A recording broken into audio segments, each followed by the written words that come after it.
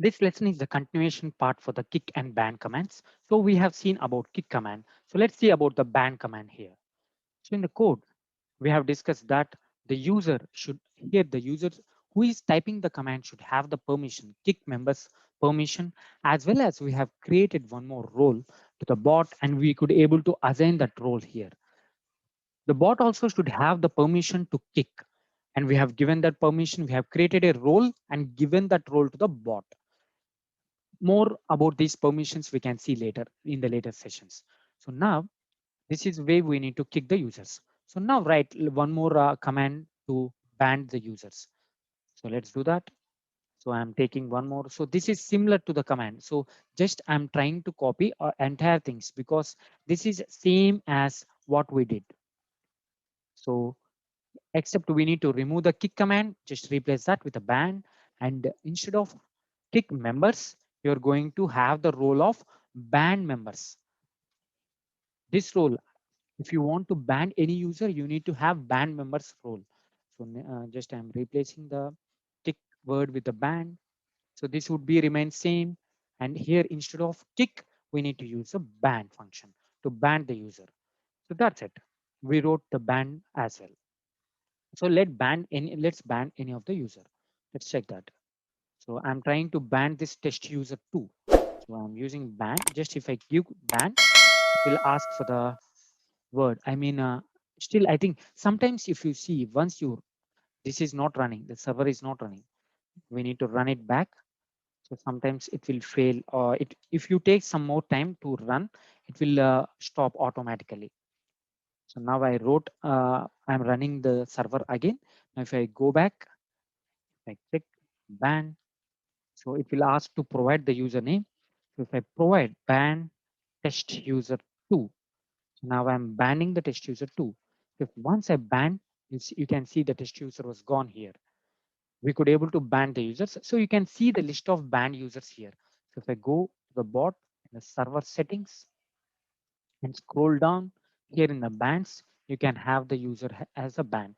If you want to revoke the ban, so you can revoke the ban. It means he can rejoin again. So this is how you can ban and you can reban.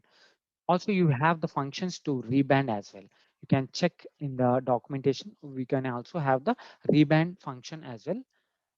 So I will show you one more messaging part.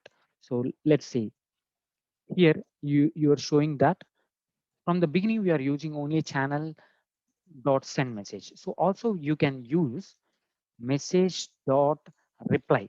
So this is an alternate for message dot channel dot send. We have two types of messages you can reply back. One is message channel dot send. This is what we are using from the beginning. Also you can use alternatively this message dot reply. The difference between these two is message dot reply will prepend the username. It will add the username in front of the message. So let's see that. So if you want to ban something, so just I want to ban and I'm not giving any of the username. Just want to check, see the difference between this reply and this reply. So this reply we have used with message.channel.send, and this reply we are using with message.reply.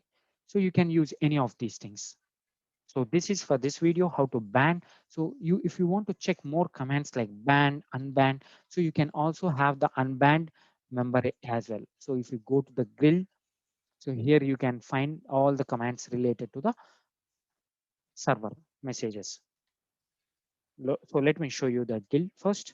So I will go to the messages. So in the messages class, you'll have guild. So in the guild, you can go to the guild command.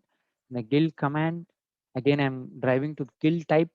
Here in the guild type, you can have a number of things. So where users can have the permissions, again, in the guild, you can go to the members. Let me show you where it is. Yeah, members. So in the members, again, you need to go to the guild member management manager. Here you have all these options like ban, you can unban as well. So you can try all these commands. So here we used to go to the catch, where this catch is a collection. With this collection, we could able to extract the member user. So just want to explain you about these things. Like you can have this collection map. further further development purpose, further business deed in details.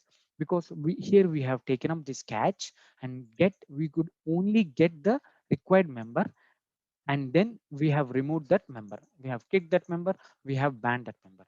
In the next lessons, we'll try to remove all this. If you see, it was one file where we could have entire code, all if else statements were nested.